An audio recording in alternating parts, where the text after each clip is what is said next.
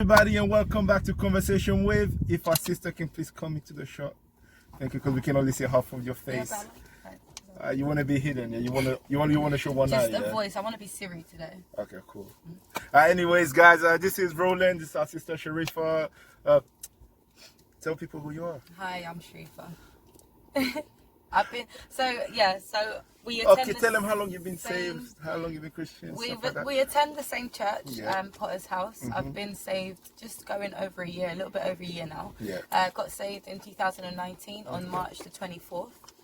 Baptized 5th of May. And did we get baptized on the same day? We did. We got baptized together. No, we didn't. We got baptized recently. I got baptized with V. Oh yeah, which is crazy because I'll be going to church long before you. Yeah. So what made you get that baptism straight away? Because for me, I took a long time in it. What made you go straight into the baptism kind of thing? I think for me it was the whole understanding of what being saved is and not wanting to do it by halves. Right. Although being baptized doesn't mean that you are saved. But What do you mean? What did you mean you didn't want to do it by halves? I didn't want to, like, if it's what I believe in, Right. like I believe I'm saved, then what? If a baptism symbolizes your outward declaration, why would I not do it? Do you know what I'm saying? It almost felt, and this is not everyone's conviction, but for me it almost felt as if like I'm saved, but if somebody asks me why I'm not baptized, like how do I justify that, especially to somebody that's not a believer? Yeah. So it just made me think like, I just didn't want to do it by halves. Yeah. I wanted to, I don't know, it's like when you get married, isn't it? When you first get married, you want to like scream it from, that's the sort of like you wear the ring so that people can see your... You saw my salvation, like I was Did from I the point jump. out the right finger? This is the right finger in there. This is the right thing. this You is better the right prepare finger, because it's time, still rolling. Alright, cool. So anyways, so yeah, like from what you were saying, yeah, about the half saved and stuff like that, that's something that actually was getting to me, you know, but why I wasn't doing it so quickly, because I was like, listen, if I'm saved and I'm baptized by the Holy Spirit, why do I need to be baptized again? Like, is baptism going to get me to heaven? Soon as someone told me no, I was like, then what's the point of me getting baptized? But then later on down the line, I realized it's a difference, because you can't be out there telling people you're Christian, this, you're Christian, that, and then, you know, they are you baptized? And you'd be like, no, because then it creates like conversations that's not needed, you know what I mean? And then, you know, people can question your salvation and question your message, and because of that little detail, you know, they might not get saved, they might dismiss you or dismiss everything you said altogether. So I said, rather I get baptized so that nobody can hold anything against me, and you know, like the message of Christ will be clear and out, then me not get baptized, and then, you know, that little thing could be, you know, what someone uses against, you know, the word that I'm trying to preach, which is, you know, truth.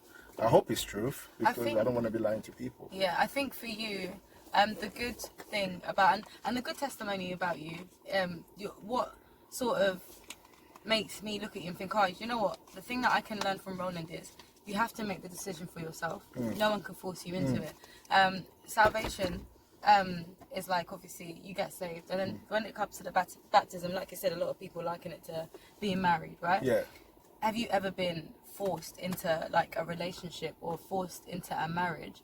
Like, it doesn't work. Like, sometimes it does, but it doesn't work. You don't feel as if you... Do you know what I mean? Everything feels like an effort.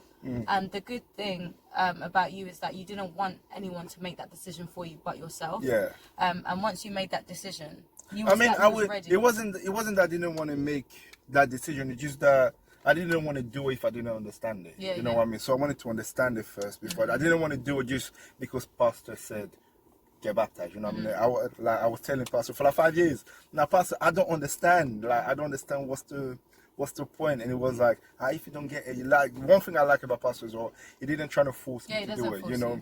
He kind of let me like get that revelation for myself, you know, which is, you know, something I'm grateful for. So what made you take so long? Because obviously you said you didn't have an understanding. Yeah. But I can only imagine Pastor was preaching the same message. No, he was preaching it. I mean, okay, I'm not going to lie. For the first 2 years, it was pure stubbornness. You know what I mean? Like, for the first 2 years, it was pure, like, I was like, no, man. You know, I ain't going to listen, like, I ain't going to listen to what Pastor says. But then, after a while, it was like, on my 3rd year point, that's when I started, I would say that's when I started getting the Jesus thing, you know? So I started asking myself questions like, why am I not like, why would I do this? You know, am I doing it because of God, or am I doing it for other people? You know what I mean? And then that's when and then I asked myself, like, why do I want to get baptized? Do I understand baptism? Like, do I understand what it means and stuff like that? And like, even like, and then when I understood it, I was like, oh, cool, that's cool, but you don't need to get baptized to get to heaven. But then a different revelation came where it was like, you know, when Paul said, if me eating meat causes my brothers to sin, I won't, or cause my brother to backslide, I won't eat meat again. You know, like, I didn't want to be like that rebellious guy that another person who gets saved as well uses as, you know, yeah. Rollins is not baptized, so why would I get baptized? And plus, That's- I've been in the church for like a long time, you know, so, you know, people can be like, oh, he's been in the church for like 20 years, he's never been baptized. Why do I need to get baptized? You know what I mean? So one of the things. Do you know what? Actually, I never thought of it that way. And it's really good that you got that as part of your part of your revelation, because not everybody gets that. Everyone will understand the baptism, yeah, but they'll understand it for themselves, which is a good thing. Don't get me wrong. But the fact that, because salvation is not just about you, you thought about how that can affect others, and especially with everybody being sensitive in their early days when it comes to Christ, there's a lot of looking at what somebody does, and because they're doing it, you feel like it's okay.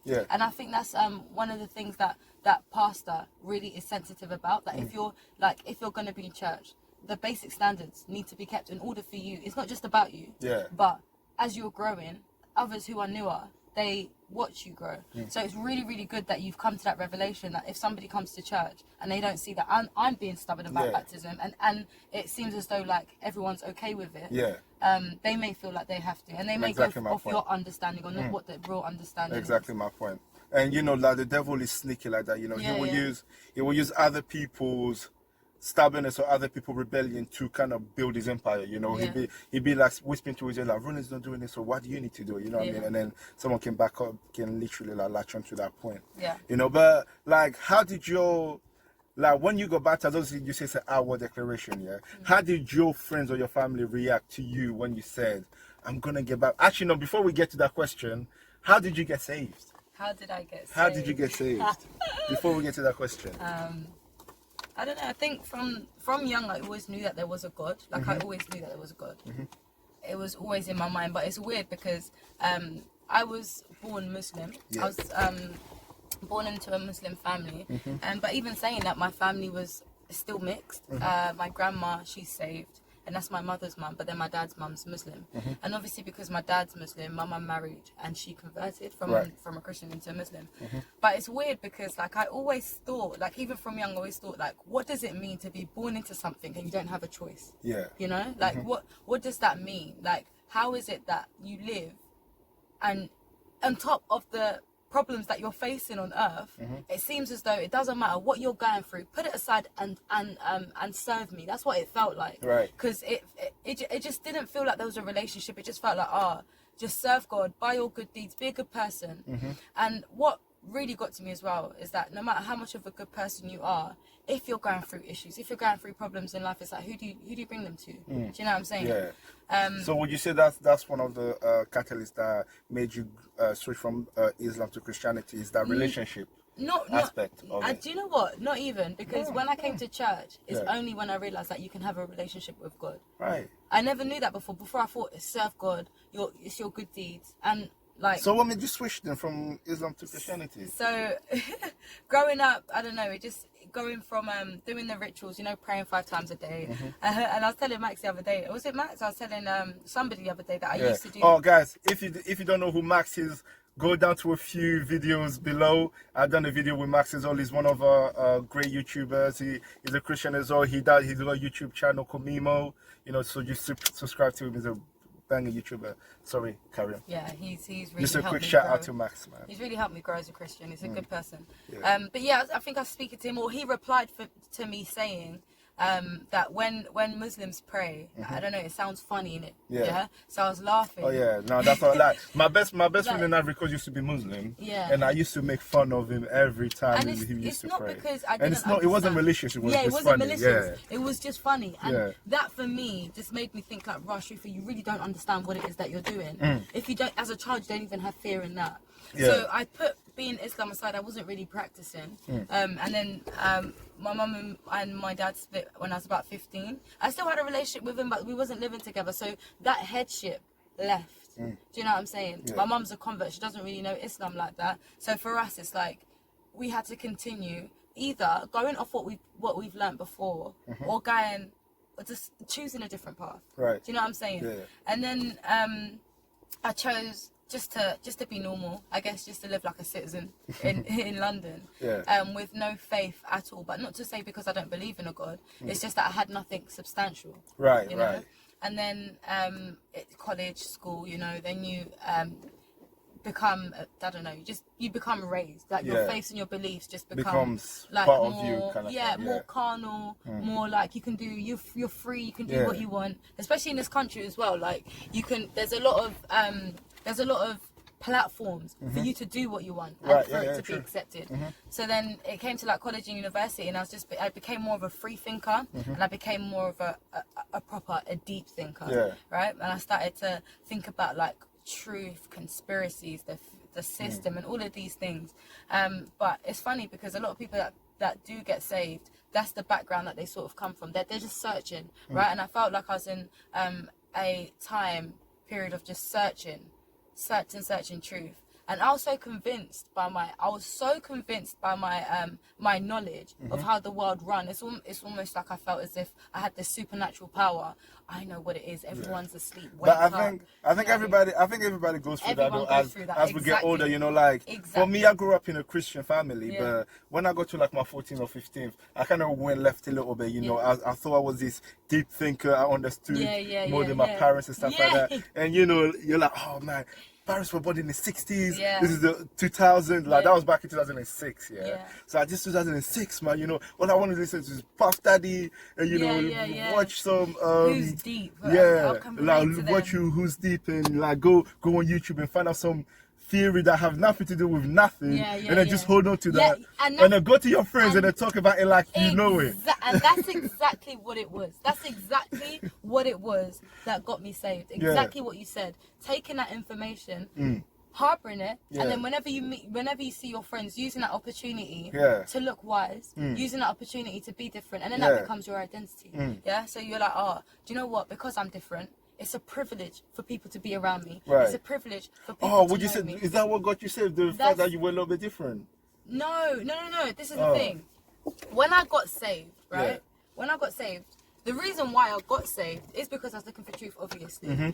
But if we're talking about in terms of circumstances, it's because I was, I'm pretty sure everyone knows my testimony, but it was because I'd gone through a breakup, but the breakup wasn't so much, like the focus wasn't around the breakup. It wasn't because, oh, I've broken up with a guy, I missed it. It wasn't that. I just knew that there was something beyond me, beyond my understanding that was pulling me, you know? It felt like a force that was pulling me in my spirit. But at the time, I didn't know. So it's like, imagine the emotions. You're going through stuff, but you don't know why. Right. So imagine the torment, right? So then V rang me. So, sorry, Hannah rang me, somebody that me and V know. Okay, V and Anna, people go to our church, so... Hannah. Who's Hannah? You said V and Anna, isn't it? Not Anna, Hannah. Who? Hannah.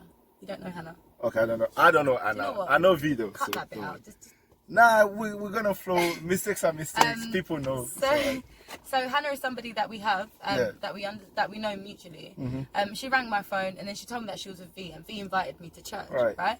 But the day before, on the 23rd of March, I was at a party and I was drunk and I was drinking and like in the party, I remember speaking to people and saying, "Are you satisfied with life? Yeah. Is this life? This is me playing into this wise person. Do you know what I mean? Thinking that you know better. Like, so I was drinking and whatnot, and I remember I went to the area where everyone was smoking, and I was having my cigarette, and I was like, "But do you guys understand that there is much more than this? Like, I'm going up to people I don't know, right?" I was like, do you understand that there's more to life than this? Are you happy? Look at how pretentious you are and all of this stuff. just hanging on to that I'm wise that kind I'm of thing. wise, Yeah. you know, I'm woke. You know, Yeah. people hang on to it. I think Ethan said something funny. He's like, people are so woke that they're asleep.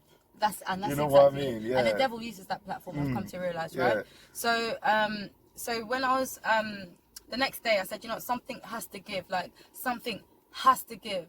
And then I knew, like it's weird because that night, actually coming to think of it, that night I met a guy on the train, right? But this guy, I was reading a book that it wasn't biblical at all. Right. But this guy spoke to me, started speaking about the Bible. And as quickly as he came into my life, that's as quickly that He left, he left. But he planted the seed. But he planted the seed. Yeah. And do you know what the worst thing is? So strange. He offered to walk me to the restaurant where I was meeting my friends for her birthday. Yeah, the night before I got saved. I've never actually thought about that. This is so weird. Yeah. He offered to walk me. I don't know this man. Yeah. You know what I'm saying? I don't know. I'm on the train on my own. He misses his stop, right? He gets off at the stop at mine and he goes, "Can I walk you?" Yeah. I said, "All right, fine." Then he started talking to me about the Bible, talking to me about how he got saved and whatnot. Yeah. And I was like, it's weird because he was just a random guy. Never met him, and like, do you know what I mean?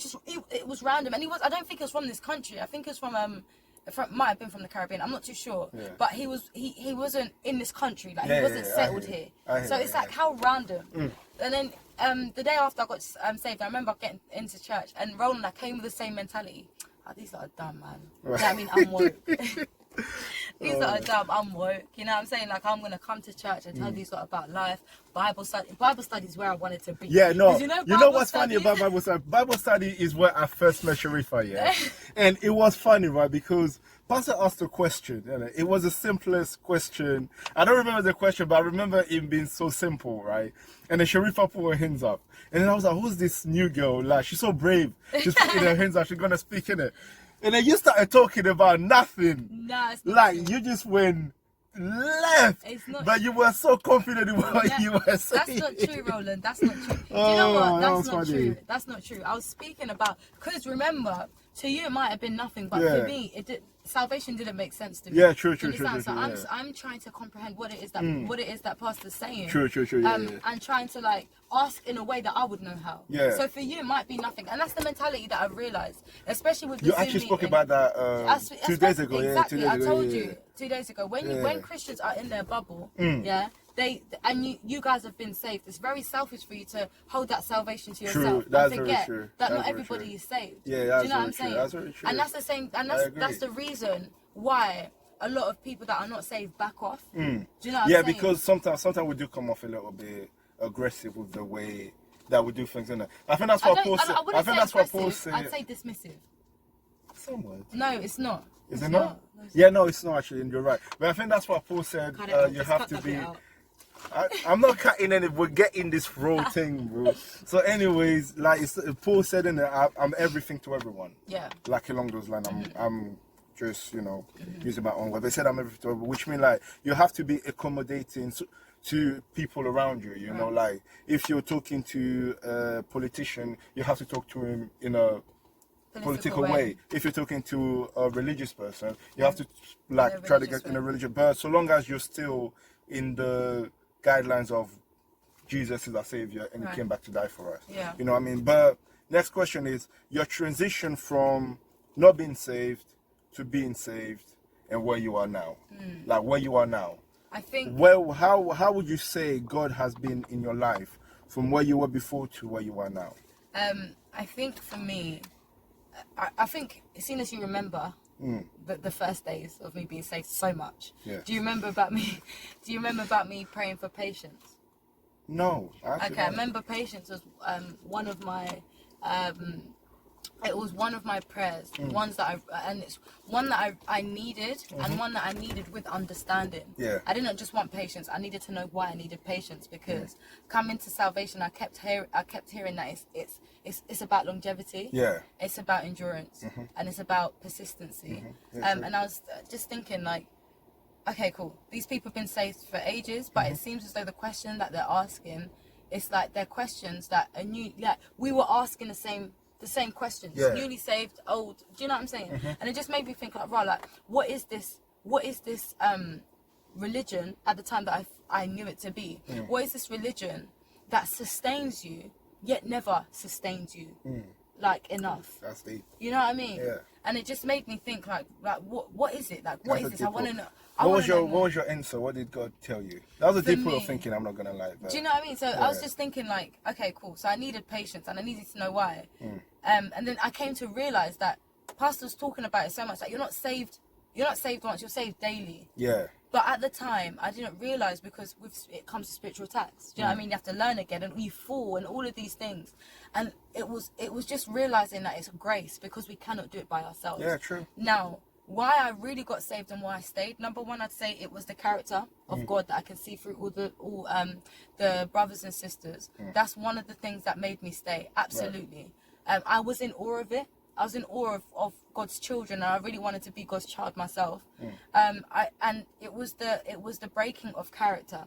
Normally, like you said before, before you get saved and you're into all of these conspiracy theories, it's your own wisdom. Therefore, you can make whatever identity you want to make from it, right? True. But with God, he confronts you, and it's beyond you. Therefore, if you go to a next person, you can't be the wise person, because it's not your own. That's you can't true. make it your own. That's true. Yeah. So I realized that like the love that was in the church, God's love, like I really started to understand God through his ambassadors. Yeah. So it just made me stay out. I was curious, because I was like, okay, cool. I found what's defeated me. Because with everything, I used to read a lot of books like on spirituality, just like how human behavior and all of this stuff. You know, all of these books that make you woke, wise, and different, right?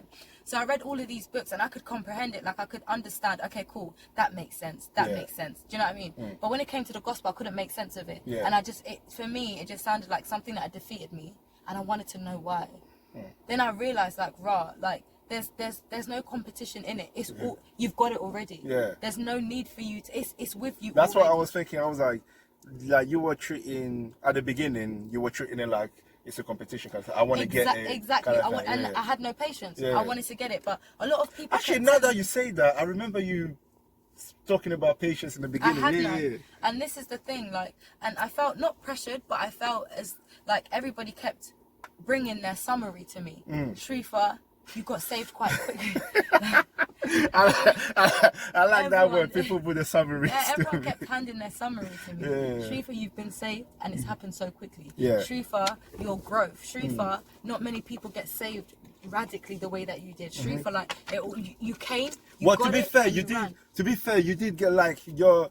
It was weird, right? Because the way you got saved, and I don't know about your inward, but from the outside, from the way I was seeing it, the way for you was like quick, like it felt like once you heard it, you got it, and then once you got it, you held it, and you just started, sprinting with it, and we're like, Sharrifah, wait for us, but you were like, you were gone, But that's the thing, I was running, but then I didn't realize that I would get tired. You know what I'm saying? And then I started to get tired, I started to get weary, and it was almost as if I was going through, like, just going through the motions, like, I hadn't known about it.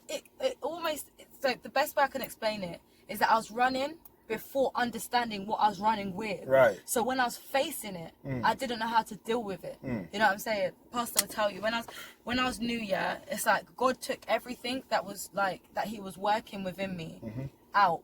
And the scripture that I always hold dear to my heart is Proverbs 3 verse 11. That's the scripture that really, really comforted me and made me understand whilst I was getting, when I got saved, sorry. Don't despise the chastening of the Lord, for who he loves, he corrects. And it made me think like, right, okay, you love me, that's why you called me. Because I didn't know why he was calling me. And it felt like such a burden at first. Okay, you've given me this responsibility. I don't know you. You know what I mean? And yet you expect this of me. Do you know what I mean? It was just so irritating. And I remember when I came to church, I was drunk in it. And the reason why I didn't care,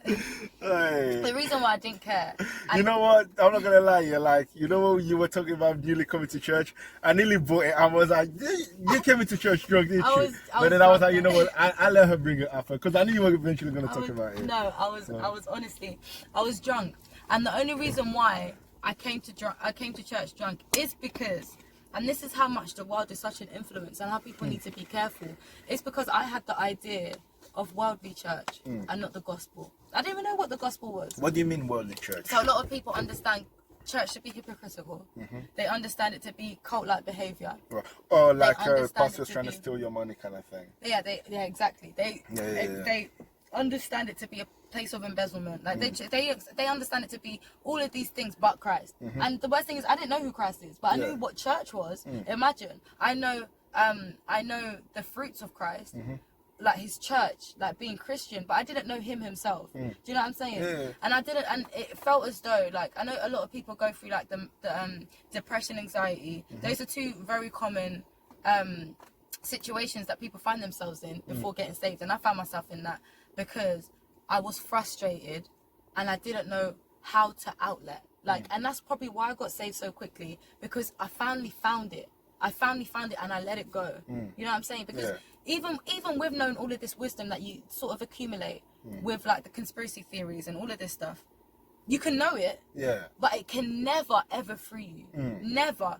It can never free you. You don't really know where you don't know. You make it up. You make it up as you go along. Whatever makes sense to you. And then there was go one with that, time I went camping with my friend. Right. Woke up in the middle of the night to go toilet. Right. This was about, I don't know. Actually, it was about 11, I think. Went toilet, came back and we saw a hippie man. I was a little bit of a hippie, free thinker, you know what I'm saying? Saw a hippie man, he gave up the system, right? He's living in his caravan. To me, what a dream. What a brave man.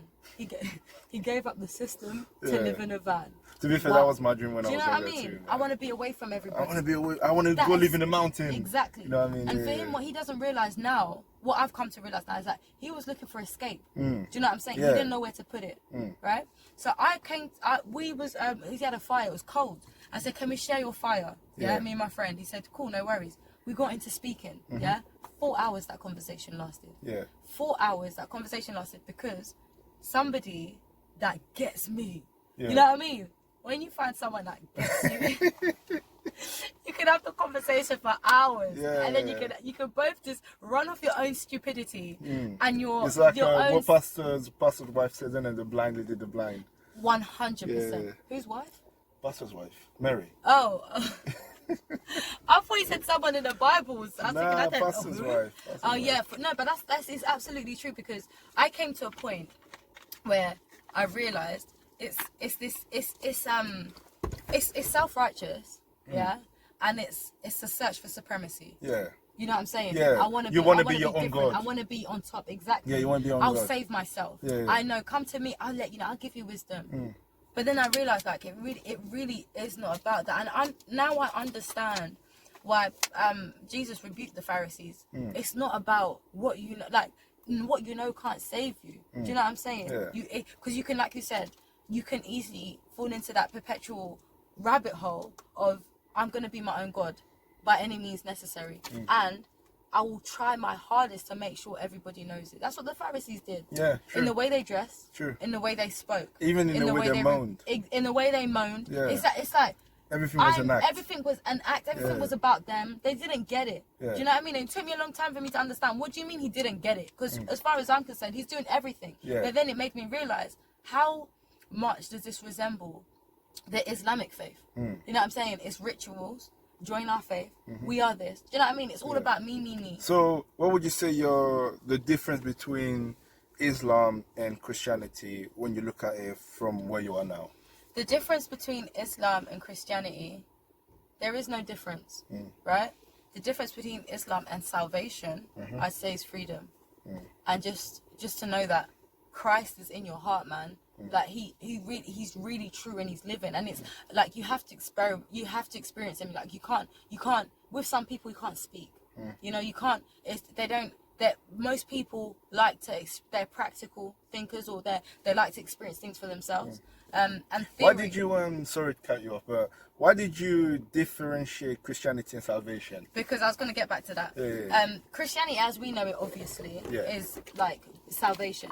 But for a lot of people in the world, they understand Christianity to be the Christianity that I thought it was to be. That it was to be. So if we're speaking about Christianity on a worldly, I see what you're saying. Perspective, I see what you're saying. Christianity and Islam, likewise with all the other religions, they've all been knitted to be the same thing, right? They've been threaded to be the same thing. Salvation is absolutely set apart. Salvation, for me, I'm very convinced, right, that if everybody understood the gospel and understood what it is, they will be scared at how much they've been lied to. And that's what scares me. That's one thing that actually, that's one of the things that actually got to me, you know, like when I realized that, oh my days, the world has been lying to us about not just everything, but about God alone. You know what I mean? It's like sad. I was like, my days, I was blind. Like literally, I was blind, but now I see. Yeah. Kind of thing, man. It's madness. Yeah. It's madness. But we're nearly about to wrap up, innit? Are we? So yeah, like I feel like you ask me questions, I explain, and then you cut me off, and people don't hear the reason why I start the story. So if it doesn't make any sense, it's not because it doesn't. if it doesn't make any sense here, comment down below, and then I will bring her back so that she can clarify what she's saying. You know what I mean? Yeah. But final question: where do you see yourself in your salvation in the next, let's say, 5 years? 5 years. Yeah. Man, I definitely say in 5 years I want to experience God in a way that nothing else matters. Because many of us say it now, nothing else matters, just God. But when it comes to sacrificing, I feel like a lot of us have issues with it. And a lot of us sacrifice what we want to sacrifice from our own understanding. Yeah. You know? As long as it's something that I can just easily give away, God don't have a problem with that. Yeah. But can you give God what you truly love and give it to Him all? So in terms of like, if I have a goal, my goal would be to really, really cling on to God and God alone. Yeah. That nothing else matters. And although that sounds so attainable, I know it's going to take a lot of hard work, a lot of growing, a lot of understanding, and just to not look back, man. Because the Bible explains about looking back and how detrimental it is, not only to your salvation, but just to you as a human being. It's like, why would you do that? Because you're going to experience life in a worse way than you experience. Like, if you're suffering from anxiety, depression, and like, just for the purpose of this conversation, the examples that we mentioned, conspiracy theories, if you was to go back to that, you're going to be tormented so much, only because you know you shouldn't be doing it. Yeah. You should be elsewhere. And the thing about, do you know what, actually, let me say something else. Hold on. Let Let me just turn the camera just towards Shariffah just a little bit more. Let me just All say right, one more speak thing. your truth, sister. Let me just say one more thing, yeah. That's actually, revelation has just come to me now. Yeah, go ahead. With everything else that you leave behind for Christ, you have no regrets in it, right? There's no regrets in leaving Islam. There's no regrets in leaving like all of this stuff that built up your identity. But if you're to leave Christ to go back to it, now that's torment. Yep. I 100% agree 100%. with what you're saying. That's how you know it's true. That is how you know it's That's true. how you know it's true. And also, like, today I had I like to call it a Greek nap, yeah, because I woke up with bare wisdom and I don't know where it came from. Like, I had a Greek nap. Remember I told you earlier I was going to nap? Oh, I had a Greek nap, that's right? funny. Listen, I started, like, I really got it. Like, the only way Let me fix up you this can, camera. the only way you can nurture one another, the only way you can truly grow, like the Bible says, we are trees that are meant to bear good fruit, yeah? And in order for trees to grow, it needs water. And Jesus says He is the living water. You know what I'm saying? So only through feeding the Spirit, and with others as well, edifying one another. You can only do it and succeed in the Spirit. Yeah. You know what I'm saying? I agree. Everything that's carnal, everything that's fleshly, it's so emotional. You know what I'm saying? It's so emotional. But when you do things in the Spirit, I've realised, man, the Spirit's a powerful place. And also, like, God knows, man. God cares. God loves you. God cares and He knows everything that you're going through. And I feel like one of the things that I need to also maximize is my faith and my lack of, oh, God, give me a sign. You know, we can be like, God, give me a sign type Christians. I really want to build my faith so that it's robust, it's concrete. But yeah, man, God's good. Like, God's good. God's good. God is good. All right, guys, this has been Conversation With. I hope you enjoyed this one. We went longer than normal, but we were having such a good conversation. I didn't want to hurry it up, you know. Like, our sister Sharrifah spoke the truth. You know, hopefully you guys like, subscribe, share. Tell them your Instagram tag so they can follow you as well. My Instagram is Sharrifah Bagere. So it's Sharri. I'll write it down in the description, but down below. FAH. POGERE. That's my Instagram. But my Instagram is it's just sketches. Yeah, Just and they're beautiful sketches as well, man. Yeah. They are like, and it's crazy, like her sketches. Yeah, she would do some biblical sketches, and where she draws like some women by the well, you know, but you can't see the women facing, and you're like, raw. And then she drew me getting baptized, and I was like, that's me right there. I was like, yeah, man. So she's good. Yeah. She's a good artist, and we need more artist Christians, man. Yeah, we need more Christian artists, you know. Yeah. People are there to just preach the word, and yeah. Yeah. Anyways, man. Absolutely. Thanks Thank for you having me, for Roland. thank you for coming. Thank you for listening. Thank you for listening, guys. And you know, like, share, subscribe, and Yeah. I will see you guys next week. Bye. Bye.